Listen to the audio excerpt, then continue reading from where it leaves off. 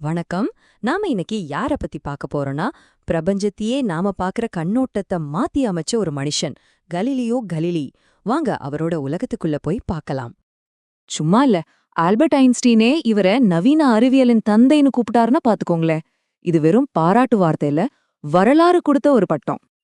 சரி, அப்படி என்னதான் செஞ்சாரு இவருன்னு நீங்க கேட்கலாம். அதுக்கு பதில் தெரியணும்னா நாம முதல்ல அவர் வாழ்ந்த காலத்துக்கு ஒரு டைம் டிராவல் பண்ணணும்.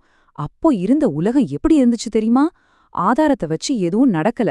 பல வருஷமா, ஏன் பல நூற்றாண்டுகளா பெரியவங்க சொன்னா சரியாதான் இருக்குங்கிற நம்பிக்கையில தான் ஓடிட்டு இருந்துச்சு. கலீலியோவோட கதையா நட்சத்திரங்கள்ல ஆரம்பிக்கல, அது இங்க நம்ம பூமியில தான் ஆரம்பிச்சுது.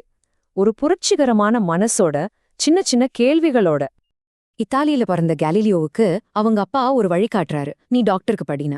ஆனா கேலிலியோ மனசு கணக்குல தான் இருந்துச்சு. சின்ன வயசுல இருந்தே மத்தவங்க சொல்றத அப்படியே ஏத்துக்கிற பழக்கம் அவருக்கு இல்ல. ஏன் எதுக்குன்னு கேள்வி கேட்கிற அந்த குணம் தான் அவரோட ஒட்டுமொத்த அறிவியல் பயணத்துக்கே முதல் அஸ்திவாரம். இங்கதான் ஒரு செம இன்ட்ரெஸ்டிங்கான விஷயம் நடக்குது. கிட்டத்தட்ட 2000 வருஷமா அரிஸ்டாட்டில் சொன்ன ஒரு விஷயத்தை யாரும் கேள்வி கேட்கல. என்னது அது? கனமான பொருள் தான் வேகமா கீழே விழும்னு. ஆனா கலீலியோ ஒரு சிம்பிள் யோசனை மூலமாவே இதை உடைக்கிறாரு.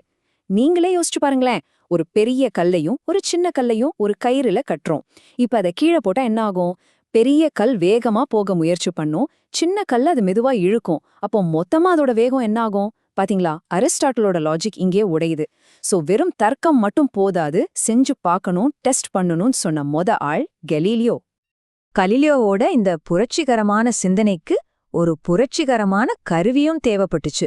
அப்போதான் 1609ல டச்சுக்காரங்க ஸ்பை கிளாஸ்னு ஒன்னு கண்டுபிடிச்சிருக்காங்கன்னு அவர் காதுக்கு செய்தி வருது. இங்க ஒரு முக்கியமான விஷயத்த நாம புரிஞ்சுக்கணும்.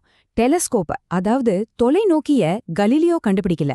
ஆனா அவர் செஞ்ச ஒரு விஷயம்தான் ரொம்ப முக்கியம். மத்தவங்க எல்லாரும் அதை வச்சு தூரத்துல வர்ற கப்பலை பார்த்துட்டு இருந்தப்போ கலீலியோ மட்டும் அத வானத்தை நோக்கி திருப்பினாரு. அவ்வளவுதான். அந்த ஒரு சின்ன உலக வரலாத்தையே மாத்தி அமைச்சது. யோசிச்சு பாருங்க, எவ்வளவு வேகமா எல்லாம் நடந்திருக்குன்னு.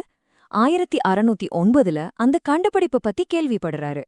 அடுத்த சில வாரங்கள்லயே அவரே சொந்தமா ஒன்ன செஞ்சு அதோட திறனை 3 மடங்கிலிருந்து 30 மடங்கு வரைக்கும் அதிகப்படுத்துறாரு.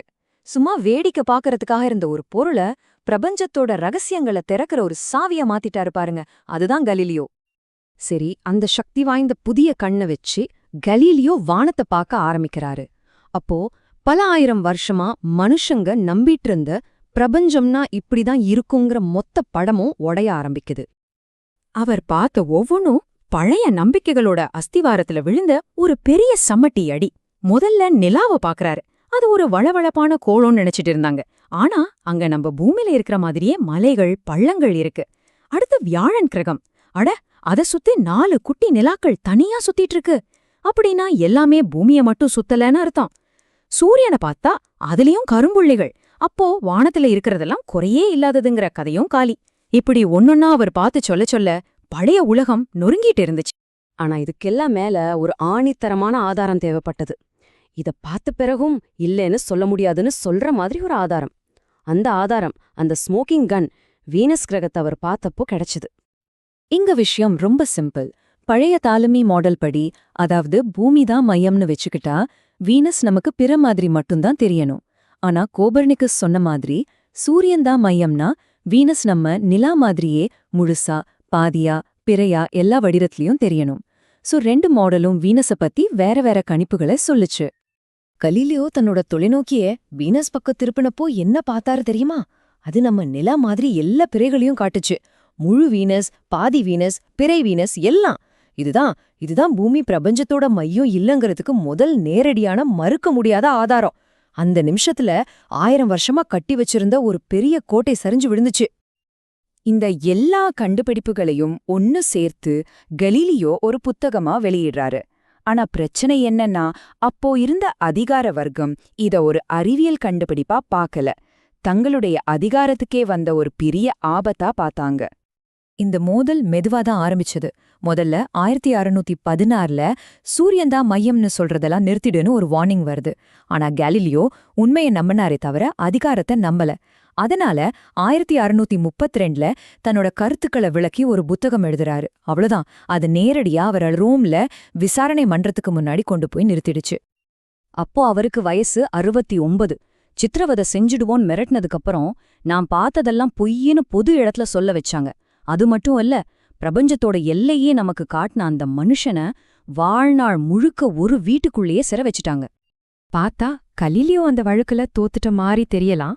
ஆனா உண்மையில அவருடைய இந்த தியாகம்தான் அறிவியலுக்கு ஒரு மிகப்பெரிய வெற்றியை கொடுத்துச்சு. அவரோட உடலை தான் அவங்களால வீட்டுக்குள்ள பூட்டி வைக்க முடிஞ்சது. அவரோட மூளையையும் சிந்தனையையும் இல்ல. அந்த வீட்டுச்சிறையில முடங்கி கிடந்த போதுதான் அவர் தன்னோட வாழ்க்கையோட மிக முக்கியமான ஒரு புத்தகத்தை எழுதினாரு. நவீன இயற்பியலுக்கே அதுதான் அஸ்திவாரம். வரலாறு சில சமயம் ரொம்ப ஆச்சரியமா இருக்கும் இல்லையா? கெலீலியோங்கிற ஒரு சகாப்தம் முடிஞ்ச அதே வருஷம் 1642ல அவர் விட்டுட்டு போன வேலைய பூர்த்தி செய்யறதுக்காகவே ஐசாக் நியூட்டன் பிறந்தார். ஒரு தீபம் அணையிறப்போ இன்னொரு தீபம் ஏத்தப்பட்டது மாதிரி. அப்போ இறுதியா கலீலியோ நமக்கு விட்டுட்டு போனது என்ன? வெறும் நிலாவுல மலை இருக்குன்னோ வியாழனுக்கு நிலா இருக்குன்னோ சொன்னது மட்டுமில்ல. அதுக்கும் மேல ஒரு உண்மைய எப்படி கண்டுபிடிக்கணுங்கிற வழிய நமக்கு காட்டிட்டு போனாரு. வெறும் நம்பிக்கைய வச்சு இல்ல, கண்ணால பார்த்து சோதனை செஞ்சு ஆதாரத்தை வச்சுதான் ஒரு முடிவுக்கு வரணும். இந்த முறை இதுதான் இன்னைக்கு வரைக்கும் அறிவியலோட ஆன்மாவா இருக்கு. கடைசியா உங்ககிட்ட ஒரு கேள்வி. கலீலியோவோட போராட்டம் அப்போ இருந்த அசைக்க முடியாத நம்பிக்கைகளுக்கு எதிரா இருந்துச்சு. இன்னைக்கு நாம இதுதான் இறுதியான உண்மைன்னு உறுதியா நம்பிட்டு இருக்கிற விஷயங்கள்ல எதையெல்லாம் நாளைக்கு வர்ற புதிய ஆதாரங்கள் கேள்விக்குள்ளாக்க போகுது? யோசிச்சு பாருங்க.